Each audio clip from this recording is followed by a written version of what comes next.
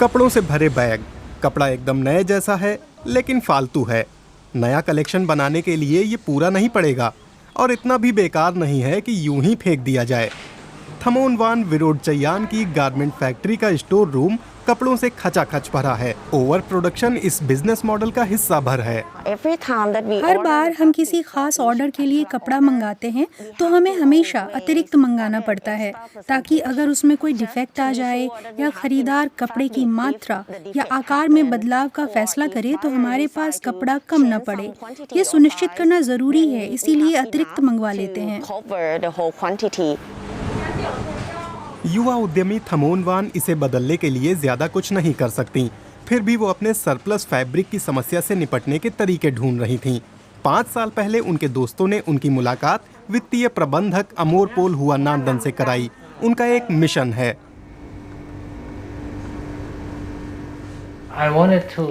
मैं कचरा प्रबंधन के मामले में बदलाव लाना चाहता था। हम लोग डिजिटल युग में हैं, लिहाजा कचरे को मैनेज करने का और उसे एक अच्छे बिजनेस में बदलने का सबसे बढ़िया तरीका इंटरनेट ही है। 2018 में उन्होंने बैंकॉक में मोर लूप की स्थापना की। ये बचे खुचे फैब्रिक का ऑनलाइन प्लेटफॉर्म है, एक साधारण लेकिन स्मार्ट कॉन्सेप्ट। हम लोग फालतू फैब्रिक के लिए एयरबीएनबी जैसे हैं।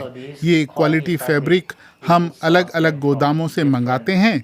वो हमें अपने कपड़े का डेटा और एक नमूना भेज देते हैं। फिर हम लोग ये चीज़ें इंटरनेट पर डाल देते हैं। लोग आकर ब्राउज कर सकते हैं और ऑनलाइन शॉपिंग कर सकते हैं। लेकिन बिजनेस को शुरुआत में काफ़ी झटके लगे। कुछ ही लोग विश्वास कर पाए कि बचे खुचे कपड़े से क्वालिटी वाले फैशनेबल कपड़े बनाए जा सकते हैं। 4 महीने बाद संस्थापकों ने ही हाथ खड़े कर दिए थे, लेकिन तभी उन्हें अपना खुद का कलेक्शन तैयार करने का ख्याल आया। जब हम एक टी शर्ट तैयार करते हैं तो उसे पहनकर और उसे छूकर कस्टमर को क्वालिटी का एहसास हो जाता है। उन्होंने अपनी टी शर्ट्स एक व्यापार मेले में पेश की। वो सारी 2 दिन में ही बिक गईं। तब से बिजनेस ने रफ्तार पकड़ ली। पहले तो सिर्फ 5 फैक्ट्रियों ने मोर लूप को अपना सरप्लस कपड़ा बेचा था। अब 70 से ज्यादा कपड़ा उत्पादक अपना बचा खुचा माल डेटाबेस में डालने लगे हैं। कॉरपोरेट क्लाइंट्स को लुभाने के लिहाज से सिलेक्शन काफी बड़ा है। मोर लूप अब 150 कंपनियों के लिए ऑर्डर पर कपड़े भी तैयार करती है, जैसे कि बीमा कंपनी आलियांज के लिए। मुझे लगता है ये सही है। नया कपड़ा तैयार करने के बजाय क्यों ना हम उसी का इस्तेमाल करें जो पहले से उपलब्ध है। और ये अच्छा है क्योंकि इसका मतलब आप देश में तमाम फैक्ट्रियों की भी मदद कर रहे हैं। उन्होंने 18,000 पोलो शर्ट्स, मास्क और बेसबॉल कैप ऑर्डर की हैं। सबका डिजाइन एक जैसा है। स्टार्टअप के लिए ये एक बड़ी चुनौती है। हमें अलग अलग किस्मों और आकारों के फैब्रिक को साथ मिलाना, मैच कराना होता है, क्योंकि मात्रा बहुत बड़ी है और बचे हुए फैब्रिक से उसे पूरा नहीं किया जा सकता।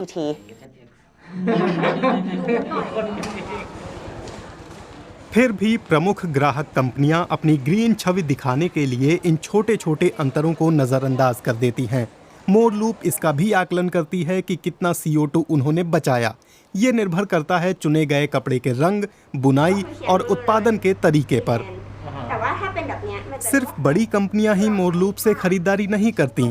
युवा डिजाइनर टाइडा उनबूरनावन भी खरीदार हैं। ये बाटिक कलाकार अपने लेबल मारियोन सियाम के लिए जो भी बैग या कपड़े बनाती हैं वो बहुत खास हैं। वो सामग्री के लिहाज से अपने विचारों को ढालती हैं। ये इस्तेमाल ना किए हुए एक फैब्रिक को एक नई जिंदगी देने जैसा है, इसलिए ये किसी सेकेंड हैंड कपड़े जैसा नहीं लगता। हमारे ग्राहकों को भी यही लगता है। एक तरह से ये कपड़े को फिर से इस्तेमाल करना और उसे पहले से मूल्यवान बनाना है। इसमें सबका फायदा है। मोर लूप ने अब तक करीब 500 टन कार्बन डाइऑक्साइड बचा ली है। ये 50 लाख किलोमीटर कार के सफ़र से निकलने वाली CO2 को बचाने के बराबर है। लेकिन मोर लूप के संस्थापक इतने भर से संतुष्ट नहीं हैं। हम लोग सर्कुलर इकोनॉमी की ओर जाती दुनिया का हिस्सा बनना चाहते हैं। हम इस नई अर्थव्यवस्था को वास्तविकता बनाने में भागीदार होना चाहते हैं। उनका दूरगामी लक्ष्य है निरंतर बढ़ते रहना और 500 कपड़ा कंपनियों को मोर लूप से जोड़ना। उनकी योजना टी शर्ट, मास्क और पीपीई के अलावा अपने और भी उत्पाद लाने की है।